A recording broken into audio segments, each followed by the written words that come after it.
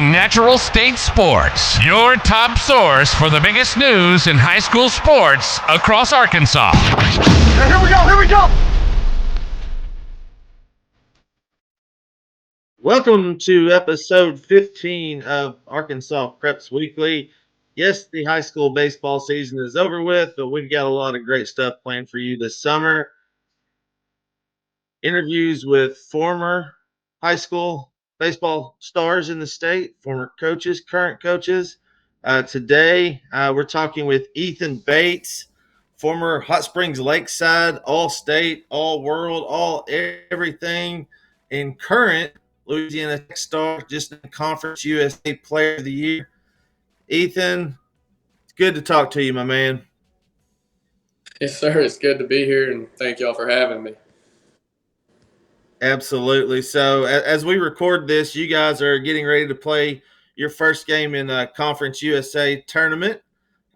Didn't get a bye. 8 teams. You get to play Middle Tennessee today. Is that right? Yes, sir. All right. Good deal. So before we get into this, I want to let you know Athletic Field Services of Arkansas is our sponsor today. A properly graded infield is not only important for player safety, but also the field's health. No company in the state can match the exceptional service and dedication like our friends at Athletic Field Services of Arkansas in Sherwood. Give Jeremy a call at 501-416-1218 today for your free evaluation, and check them out on Facebook or see what they have to offer by searching Athletic Field Services of Arkansas online. Athletic Field Service of Arkansas, we've got the dirt on your infield. All right, E. Now, you really haven't talked to the media a whole lot, and I know even though I coached you, now being a member of the media, we get to finally talk and just talk about, how you've got to this point. I knew at 13, 14 years old, you had a lot of potential. You had the potential to be a real special player. So for our fans and listeners out there, Hot Springs Lakeside, you were class of 2020, and that got cut short. But before the season got cut short, you had a phenomenal benefit game against Bryant that year. Y'all won like 16-0 or 16-1. You hit a grand slam, maybe another home run. It was a ridiculous performance by yourself. That was cut short, obviously, and you went to Arkansas for a year and didn't get to play as much as we had hoped, as I had hoped, you had hoped, anybody had hoped, but stuck it out. A lot of people, after they see kind of the writing on the wall, they leave it semester or they just look for greener pastures. You stayed the whole year. That was huge. I want to go to that point. I want you to talk about because maybe not many people have heard or understood, why you left to go to Navarro to take on your next chapter. Really, at that point, so I went back for my next fall. Yeah. And, really just in my meeting, talking with Van Horn and stuff, and just kind of felt my way through it. And I just talked with him, like, hey, what's my, time going to be and stuff. And he was just kind of about the same as, last year. So, we just kind of had the talk and just kind of figured, I wanted to go play more. I wanted to go and, get reps, better myself. And that's kind of really whenever I made the decision that I wanted to end up at someplace like Navarro. Yeah. And I really just wanted to get back into playing because senior year got cut short, didn't get to play there. And I really just missed the game, if that makes any sense. Absolutely. So, a lot of people, they're like, well, what was the big reason? At the end of the day, you needed to play more to get to to get to your goal. So there's no big secret out there of why you left. I know there's a lot of Arkansas fans that were hoping, you would have stayed. I know you came up as a shortstop. I know you weren't going to play shortstop at Arkansas, but I know you've, trained in the outfield, third base, second base. There's a lot of different places that you could have played, but you had the understanding that you would come to Arkansas as a two-way player potentially and maybe work out of the bullpen. That never really came to fruition, did it? No, I never really, we never really talked pitching once I got up there. Yeah. And the way that Coach Van Horn and Coach Hobbs, the way they handle that is, and correct me if I'm wrong, but you work at your primary position, and at that time you were taking reps at second, right? Second, third, and right, something like a Yeah. little bit in there. Yeah. So you take the reps at your primary position, which in your case is three different ones. So you're cross training. And then if you're gonna be a two-way guy, you get your pitching in on the side, and that's really what it is. Correct? Something like that. Like we never really went over it because it was like when I came in, it was like you're going to be a hitter, and if you don't hit, you're going to pitch. And I guess I went in there and hit. Yeah. And you did hit. You know, you had some really good games and home runs, and uh, the power aspect really took off. You know, I guess for me, really seeing power that you had after your junior year, and seeing that look, it's not just going to be gap shots. It's going to be I can hit the ball 360, 400 feet, and that's when it really took off for you, wasn't it? Yeah. Once I figured out how to really backspin the ball and elevate it to the right parts of the field, it kind of my game just kind of started climbing up from there. Yeah. So at your sophomore year, at you get through your fall at Arkansas, you go to Navarro for the spring season of your sophomore year. How was it at Navarro? Oh man, that place was a graveyard. The ball didn't really there. Uh, I loved my time there. The coaches like Coach Wodill and Coach Gallegos there, they helped me a lot and really helped me to be what I am now. And they kind of helped guide me along my way through the struggles and all that stuff. Yeah, and were you able to be a two-way guy there? I was. Actually, so I wasn't at the beginning of the year, and we had we had a couple starters like get hurt and weren't able to throw. So I just kind of went up to coach and I was like, "Hey, I did it in high school. I'll be able to still do it again."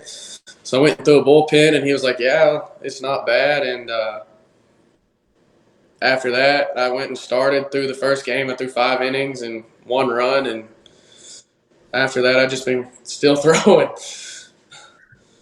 I remember the day that all happened, and I was like, well, finally, finally we're going to get to see what you can do because, yeah, I know you could have made it either way as a hitter, as a pitcher. The slider changeup combination is just filthy. It's nasty. What you do on the mound is the same thing you do at the plate. You attack with a competitive edge every pitch, and you're not going to let anybody get the best of you. I've seen you take on some of the best teams in the nation at the showcase level. I remember when we beat Team Elite 10-2, and that team was full of draft picks, P5. I mean, you just absolutely carved them up. So the potential was always there. I know one of the big things, velocity. Velocity is a huge thing pitching now, and if you're 88 to 90, you kind of really get overlooked. But you had a pitchability factor that was next to none, and that's really what has taken you to where you are at now. So, for everybody who doesn't know, Ethan was just named Conference USA Player of the Year. 15 saves and 15 home runs. You don't have many players out there in Division I, Division II, in NCAA baseball that have done that this year. So your first year at Louisiana Tech, your junior year, talk about what, when you came in, what Coach Burrows said, who was, congratulations to Coach Burrows, was named Conference USA Coach of the Year. What was the plan for you as you got to Ruston?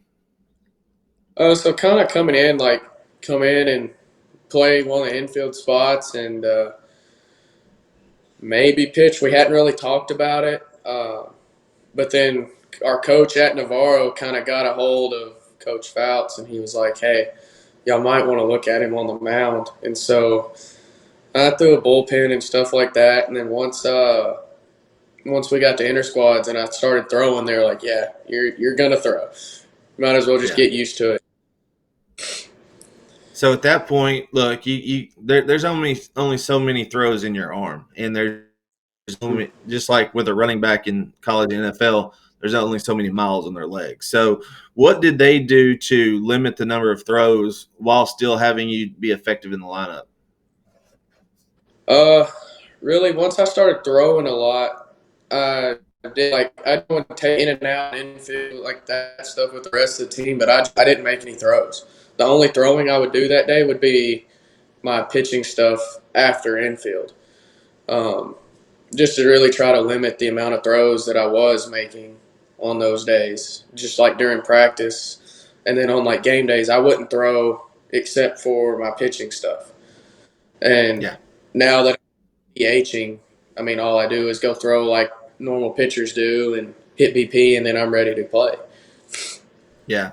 So you've moved into the DH role this year, while being the closer. So you're one of those guys that can be, you're not just a 3-out guy. You can be a 3, 6, even 9-out guy if you need to. You can navigate a lineup, and you can work multiple times in a weekend. You had 3 saves in a week 3 weeks ago, if I'm not mistaken. So And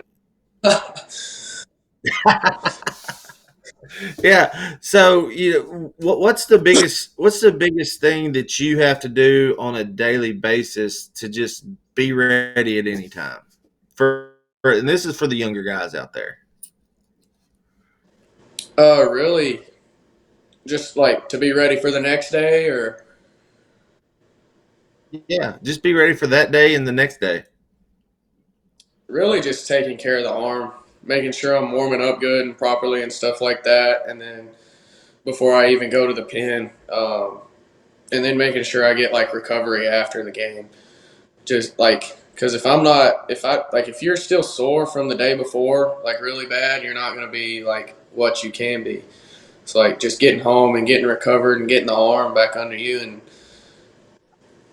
getting blood flow back to everything. It really kind of helps me bounce back to the next day. Yeah, you guys have had a great season. Of course, you were Conference USA champions. You're 41, or excuse me, sorry about that. 41-15 on the year. Yes, sir. 41-15, 18-6 in Conference USA play. You start out with Middle Tennessee State. You're going to get in the NCAA tournament, and you and I talked about this the other day. Well, ideally, where do you guys see you going in the regional? Shoot, I don't really know yet. I think everything's really saying we're either going to. I think probably A&M. That's what the last few have said. But I mean, really, you never know with how that stuff's going to line up. So, I Yeah. mean, who wins whatever tournaments, whatever other conference tournaments, I guess is going to affect where everybody else goes. Yeah. So I have to ask, how would it be going back to Arkansas? Um, it'd be bittersweet. It'd be, kind of like it'd be weird going back up there in the other dugout, but it'd also be like go up there with a chip on your shoulder as well. Yeah. You've always been a guy that you have a chip on your shoulder, but it's a quiet chip. You were never one to come out and badmouth the coaching staff or the team or anything. It was always on an amicable split. Coach Van Horn has praised you as you moved on Louisiana Tech. He had nothing but great things to say about you. But it's just, in my opinion, and you can elaborate on this, is because there's been a lot of fans that say, "Hey, I wished he would have stayed at Arkansas. I wish we could have seen he would have been starting in left field right now."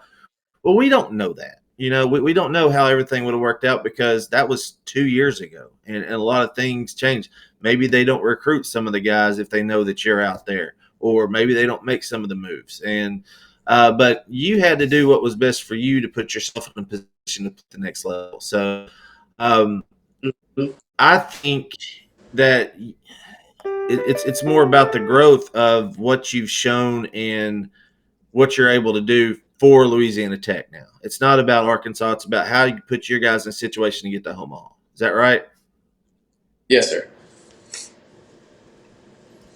Yep. So before we get out of here, I know you got to get on you guys are playing this afternoon. You have to get out of here. So talk about now, is it the the country Shohei Ohtani or the redneck Shohei Ohtani? I've heard all of it so far. So, yeah, that was a nickname that got passed around. It took off on social media. I like the redneck Shohei Ohtani because obviously you've got the beard working for you right now, and it honestly that's only come on in the last year or so because when you were 16, 17 playing for me, you couldn't really grow a beard. It was just a little baby face out there. So you get a little manscaping going on right there. You got everything going on, don't you? Yeah, I got everything. But about that, it was like one person said it in the dugout one day, and our media guy heard it. He was like, "You know remember what? who it was who said it? I don't know. I don't remember who said it, but it might have been AD who said it. Darius Myers that plays left field for us, and our media guy, he was like, "I like that. I'm going to use it." And ever since he used it the first time, that it's been everywhere. Yeah. But yeah, it's been a lot of fun. Well, Ethan, I know I wish you the best of luck today. I know you guys are looking to get that second ring for in terms of getting a conference title and a conference tournament championship. And I know there's a lot of Arkansas fans out there that are pulling for you this week.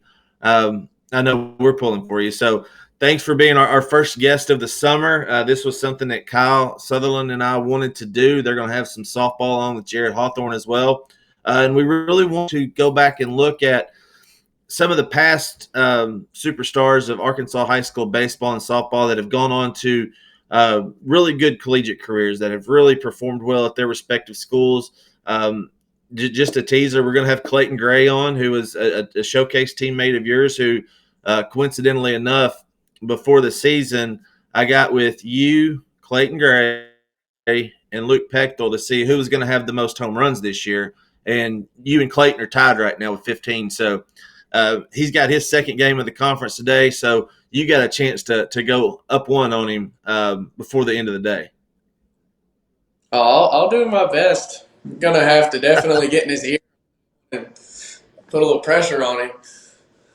Yep. Of course, Clayton was named second team all-conference in the ASUN for Austin Peay. Those guys finished tied for the conference championship, ended up being the number one seed for their conference tournament. So, yeah, we'll have Clayton on in the next couple of weeks. But, Ethan, thanks so much for joining us. We wish you the best of luck, and go Bulldogs. Yes, sir. Thank y'all for having me. I really appreciate it.